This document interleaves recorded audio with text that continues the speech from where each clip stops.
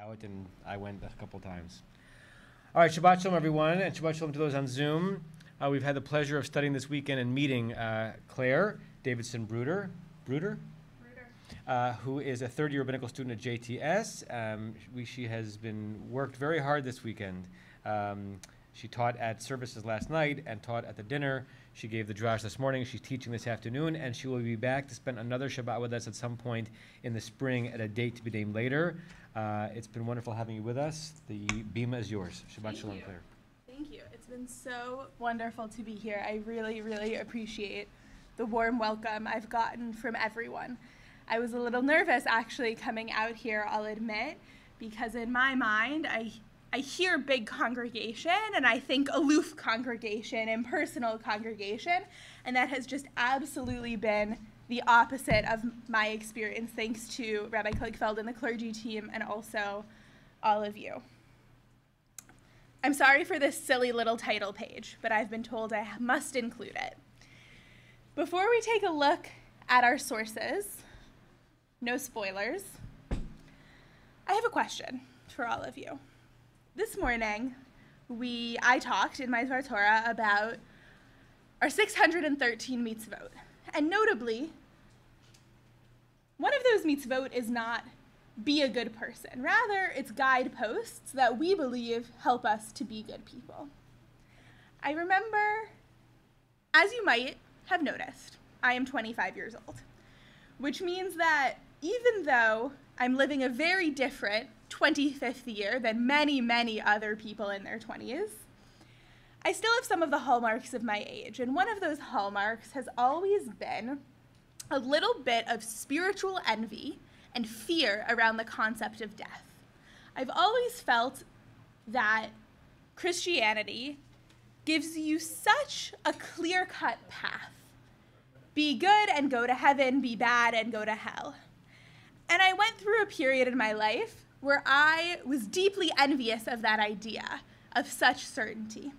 And so before we dive into these sources today, I want to actually ask you all a question, which is, why be good? What is the point of being good? I imagine that everyone in this room strives to be good, and my question is, why? Why is it the right thing to do? I was going to actually invite people to just turn and speak to their neighbor for 30 seconds so that everyone can get a word in. Go.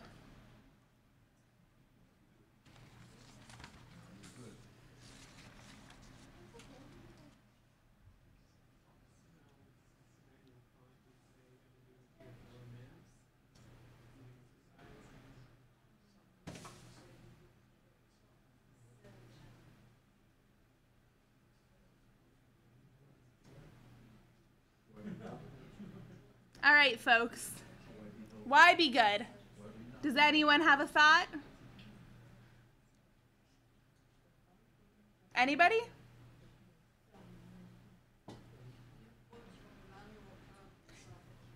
Immanuel Kant and Socrates. Okay. Socrates says to be good for goodness' sake. Immanuel Kant would say broadly, you have a duty to your fellow man, to members of society. Yeah. Socrates says be good for goodness' sake. Immanuel Kant says that we all have a duty to our fellow man. I've thrown in at the oh yes. We believe that God is good. We're supposed to imitate God's actions and be partners with God in the act of creation. So just as God renews in goodness each day the act of creation, we too as humans need to be able to act and be good and bring the world a better place. I like that idea. We believe that God is good, and so we seek to imitate God. We strive to be like God. And we're partners with God in goodness and sometimes in cruelty. So this first source that I've added in here, this quote from Proverbs, Al timna tov, do not withhold good from one who deserves it when you have the power to do it. I threw this in because here we have the Tanakh telling us to be good. It's an easy answer to my question of why be good. This next source that I wanted to look at offers another reason to be good from Rabbi Shai Held.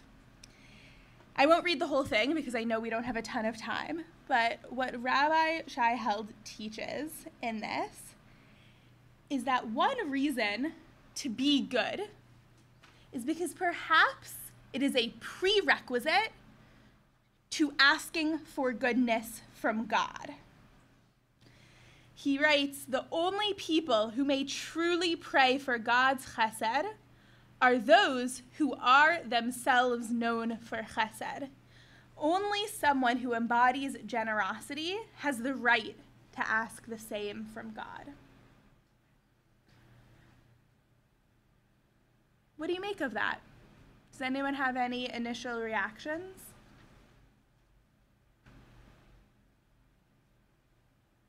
Well, you know, the classical definition of chutzpah is one who murders his mother and father and then pleads for mercy from the throne on the grounds of his life.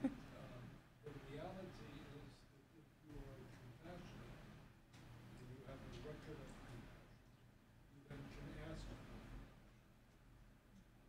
And in that way, people both on the heavenly thing, but also on the earthly thing.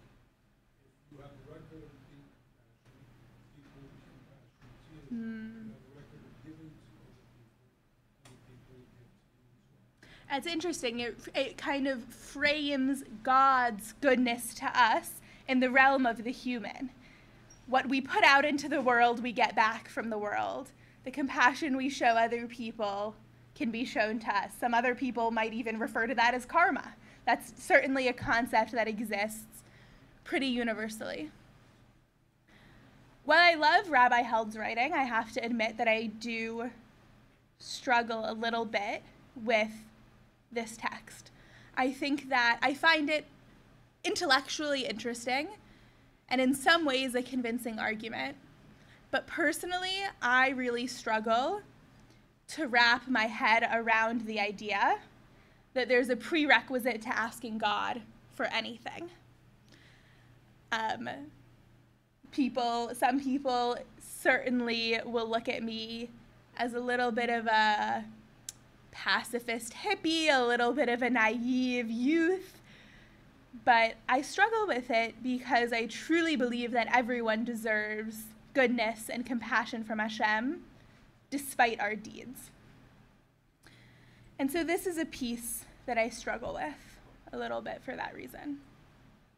Deborah? I think also the thing is that it's usually the other way around, that when someone's in a tight spot, they say to God, oh, please do this for me, and from now on I'll be good. Yes. So he seems to be saying, don't wait. You might want to build up some good credits Yes. before you get yourself in that situation. Yeah, you might want to build up a little credit. There's this idea in education that I was taught about working with students to build up goodwill, kind of making deposits into the bank of that relationship before you have to withdraw from it, before you have to tell a student they're doing something wrong, revoke a privilege, call a parent. There's this idea of building up deposits in the world.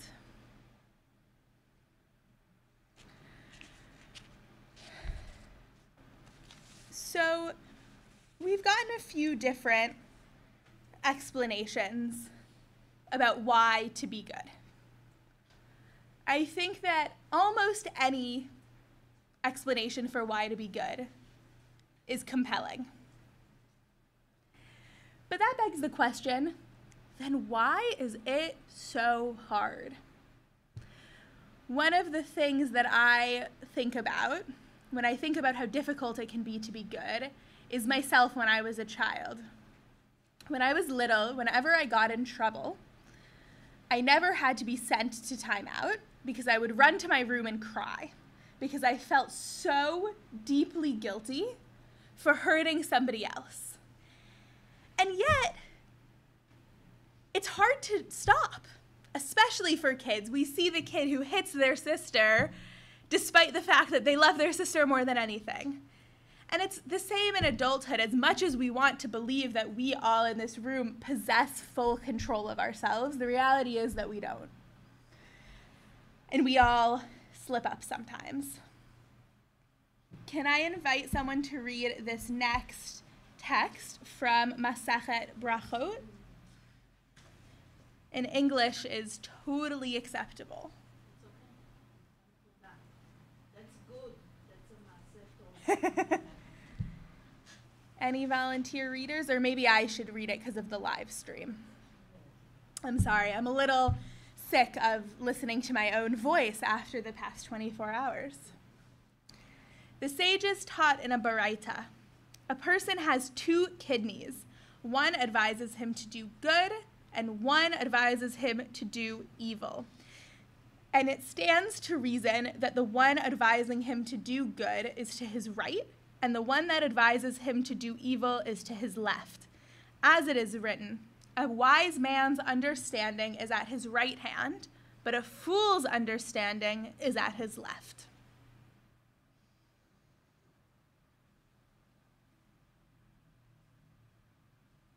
I'm seeing some reactions. Do you have any thoughts on this text? What? What does it mean? Why is the right hand considered the understanding and what difference does it make? Which side is on this part? It stems from the notion that the right hand is stronger and more powerful. If you're left-handed, that means you're weaker. It's referred to as gauche. And the gauche comes from being on the left and being weaker, not as strong and not as positive as the right hand.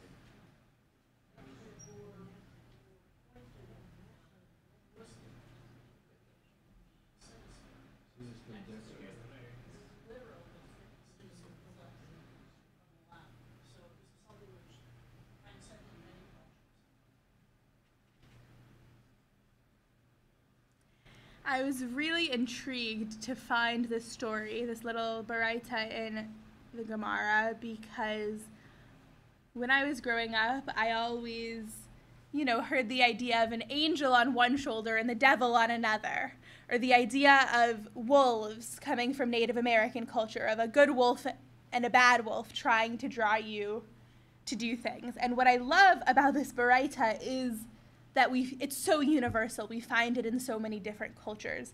All of these cultures understand just how challenging it is to be good.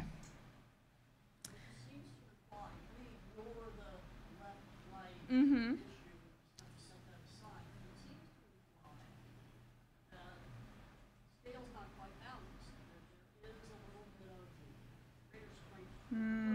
The scale is not quite balanced because there's a little more strength in the good. In the right, which is the good. And the stronger hand is the good hand, yeah.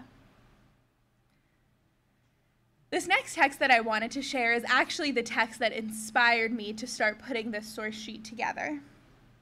Has anyone here seen the TV show The Good Place? All right, so I'll give a quick rundown for those who haven't. The Good Place, it is a wonderful, wonderful sitcom with a deeply philosophical message. It tells the story of a universe in which after death there is a good place and a bad place. And every action you do on Earth is assigned a negative or a positive point value. And based on your point value after you die, you go to the bad place or to the good place. And that, I think, is really reflective of actually what I mentioned in the beginning of sometimes wishing we had a simple system to understand goodness and the afterlife. So in an episode of this show, they have a breakthrough about why nobody is getting positive points anymore. In 1534, Douglas Wingar of Hawkhurst, England, gave his grandmother roses for her birthday. He picked them himself, walked them over to her. She was happy, boom, 145 points. In 2009, Doug Ewing of Skaggsville, Maryland, also gave his grandmother a dozen roses, but he lost 4 points. Why? because he ordered roses using a cell phone that was made in a sweatshop. The flowers were grown with toxic pesticides. They were picked by exploited migrant workers. They were delivered from 1,000 miles away, which created a massive carbon footprint, and his money went to a billionaire racist CEO who sends his female employees pictures of his genitals. Every day, the world gets a little more complicated. What was the smile on his grandmother's face? And being a good person gets a little harder. One of the things that they don't always tell you about becoming a rabbinical student is just how many transitions it creates in your life. And specifically, the rhythm of one's life shifts to center not only around the Jewish holidays, but around our work for the Jewish holidays. And over the past 2 years, I have found that I have struggled, and many of my classmates have struggled, to truly spiritually prepare for the Yamim Noraim, for the days of awe. And so the reason I wanted to bring these texts is not because I have a magical answer, why be good, how to be good, and what being good looks like, which is on the next page, but rather because over the past few years, I have learned that the Aseret Yemei Teshuvah, the 10 days of Teshuvah, are actually not enough for most of us to be able to actually take stock of our lives and give Teshuvah the thought that it deserves. We all lead busy lives, whether or not we find ourselves working a pulpit on the high holidays. And so what I'm really hoping to encourage with some of these texts is some thought in each of you, the same way it's roiling around in my head, about what being good means to you and how to do it. Because we don't actually need to wait until Yom Kippur with the gates closing to start our teshuvah. Rather, it should be as complete as possible by then, although of course it will never be perfectly completed. I'm going to skip the Mishnah Torah because we don't quite have time for it, and also I'm not convinced that it's as interesting for this conversation as some of the other texts.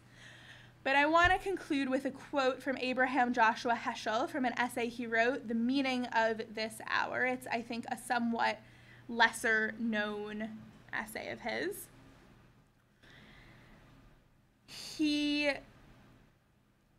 answers the question, how good do we need to be? And he writes, the apostles of force have shown that they are great in evil. Let us reveal that we can be as great in goodness. We will survive if we shall be as fine and sacrificial in our homes and offices, in our Congress and clubs as our soldiers are on the fields of battle. Thinking about this quote from Heschel moves me very, very deeply. In the midst, what was it like in the midst of World War II to write this call to action that we must all be as good as the fascists, the Nazis, were bad? This is something, since I read this for the first time, that I have been hoping to embody in this next year for all of us, and I don't know how to do it. I find that what happened in Nazi Germany and Europe, and what has happened to the Jewish people for so many thousands of years, is so unimaginably awful. I can't find a way to imagine an equivalent goodness. But I want to invite you to join me in an effort to try to find that much goodness in ourselves and in the world. Thank you.